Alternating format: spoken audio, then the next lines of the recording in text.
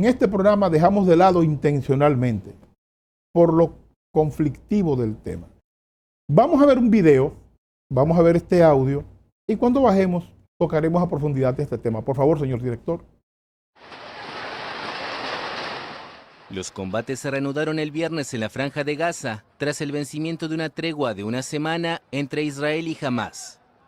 El ejército israelí acusó al movimiento islamista palestino de haber violado la pausa operacional y disparado a su territorio, luego de que sus fuerzas de defensa interceptaran un cohete lanzado desde Gaza, el primero desde el 24 de noviembre. El Ministerio Gazatí de Salud, en manos de Hamás, indicó poco después que decenas de personas murieron en la franja desde la reanudación de los combates. La Oficina de Derechos Humanos de la ONU lamentó el reinicio de las hostilidades. La reanudación de las hostilidades en Gaza es catastrófica. Instamos a todas las partes y a los estados con influencia sobre ellas a que redoblen sus esfuerzos de inmediato para garantizar un alto el fuego por motivos humanitarios y de derechos humanos. La tregua permitió liberar a decenas de rehenes a cambio de prisioneros palestinos en manos de Israel y facilitó el ingreso de ayuda a la Franja de Gaza. Las negociaciones entre ambos bandos, con los mediadores Qatar y Egipto, continuaban el viernes, según una fuente informada sobre las conversaciones. Israel dejó claro que la tregua era una pausa temporal para asegurar la liberación de los rehenes. Pero su gobierno ha enfrentado creciente presión para explicar cómo protegerá a los civiles del enclave que enfrenta un bloqueo y que no tienen cómo salir. Organismos internacionales han pedido más tiempo para llevar suministros médicos, alimento y combustible a Gaza, donde se calcula que 1.700.000 personas han tenido que dejar sus casas. Bueno, de regreso. Jeffrey, vimos una semana de alto al fuego en el conflicto palestino-israelí, Hamás-Israel. En este proceso de alto al fuego, Israel entregó presos políticos vinculados con Hamás y a su vez Hamás entregó parte de los rehenes. Sí, fue un intercambio. Un intercambio. Exacto. Todo transcurrió relativamente normal en un alto al fuego, una regla de la guerra, pero lamentablemente ese alto al fuego terminó. Correcto.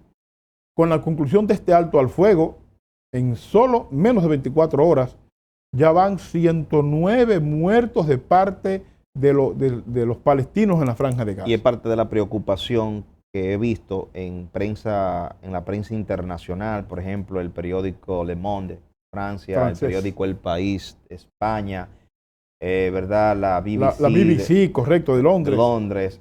Han mostrado preocupación por justamente lo que tú destacas. Si en este breve espacio en que se ha detenido la tregua, ya hay cientos y tantos de muertos.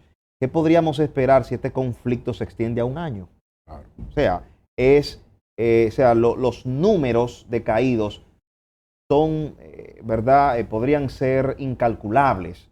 Entonces, yo creo que hay mucho más en este conflicto, alguna participación más activa que debe tener la comunidad internacional.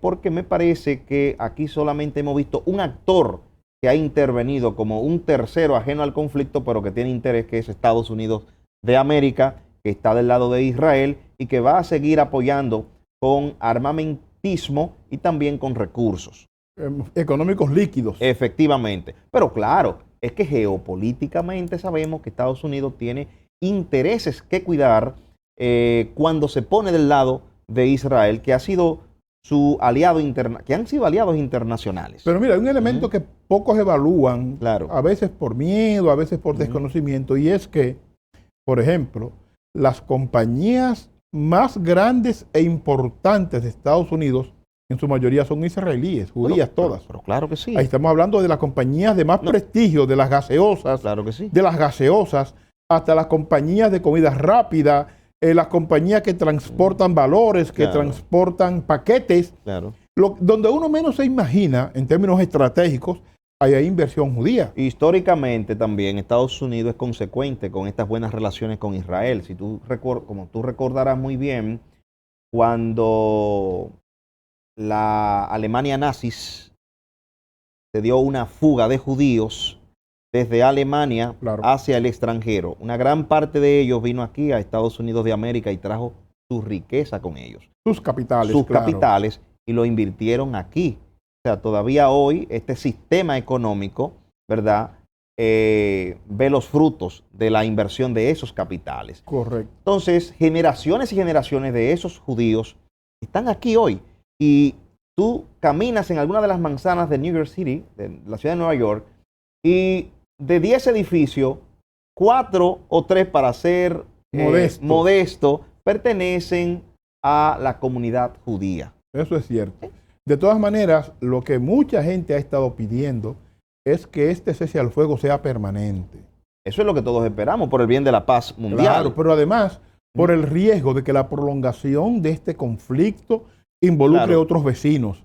Siria, por ejemplo, otros vecinos árabes del área, Irán, que tiene algún vínculo subterráneo con él. Es así. Ahora, el televidente que nos está mirando, independientemente sea dominicano o hispano, se preguntará, pero ¿cómo ese conflicto directamente y en un escenario doméstico me afecta? Acabamos de ver un evento que aconteció en el encendido del arbolito aquí en Manhattan. En el Rockefeller Center. En el Rockefeller Center. Y palestinos, ¿verdad? O simpatizantes de ellos. Simpatizantes de Palestina y, diríamos, simpatizantes de Israel. Correcto. Por no saber exactamente si son judíos. Correcto. Si son, ¿verdad? Pues tuvieron un altercado. Estos altercados van a seguirse presentando. Y nuestra gente es muy dada a concurrir a eventos festivos celebrados aquí en la ciudad de Nueva York. Sobre todo en la 42, ¿verdad? En Times Square, donde hay una gran concentración de la ciudadanía que se da cita allí por el tema de las luces, las festividades, los eventos, el turismo y todo esto. Yo diría, hay que ser prudente y quizás evitar estar donde hay grandes concentraciones de personas, porque estos son escenarios objetivos cuando se quieren perpetrar atentados terroristas. Digamos de alto riesgo. De alto riesgo, efectivamente. Por eso incluso la seguridad se ha reforzado. Claro. Hay una inquietud de las autoridades para reforzar la seguridad y prevenir en muchos de estos lugares. Y prevenir incidentes claro, también. Claro. Yo apoyo cualquier medida que busque reforzar la seguridad en la ciudad de Nueva York, donde pernotan cientos y cientos de dominicanos y evidentemente latinoamericanos que persiguen disfrutar de los espacios en un entorno de paz. Totalmente de acuerdo. Yo asumo tu comentario como válido 200%. De todas maneras, somos de los que se inscriben en la escuela del cese al fuego permanente, que entre Hamas y el gobierno israelí se busque una vía que resuelva este conflicto. Estados Unidos, a pesar de que está apoyando a Israel, tal como señala Jeffrey, le ha estado exigiendo a Israel que no desarrolle una guerra de tierra arrasada en la zona de la Franja de Gaza. Y ese llamado nos parece correcto. Hay que buscar una solución inteligente que permita que los rehenes que aún quedan, según Israel, quedan 147 rehenes en manos de Hamas, sean devueltos a sus familias y que los presos que reclama Hamas, que están en manos de Israel, sean regresados a la tierra de Franja de Gaza. Porque hemos visto cómo las familias de los palestinos liberados los reciben con vítores, con felicidad, porque muchos de ellos han sido acusados sin tener ningún tipo de culpabilidad. Así que nos inscribimos en la escuela de que este llamado sea permanente, que se regrese al punto anterior, que ambas las partes en conflictos hagan un alto al fuego y que se intente resolver esto por las vías diplomáticas, que es lo que mandan las reglas básicas. En este caso, ambas partes tienen cosas que les interesa mutuamente, ¿verdad? Hamas tiene rehenes israelitas e Israel tiene presos palestinos. Correcto. Así que es un intercambio, es un escenario de intercambio. Tú me das, yo te doy.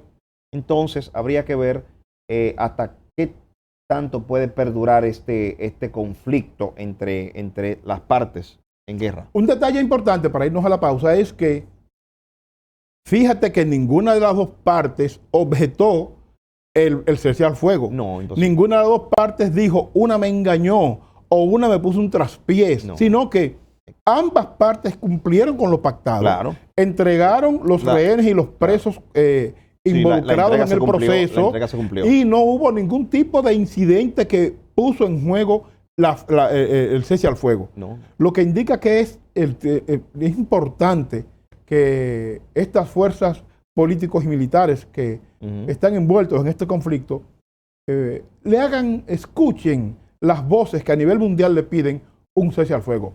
Pero a propósito de cese al fuego, vamos a tener un cese para irnos a comerciales. ¿Qué tú crees? De acuerdo. Ya regresamos, señor director.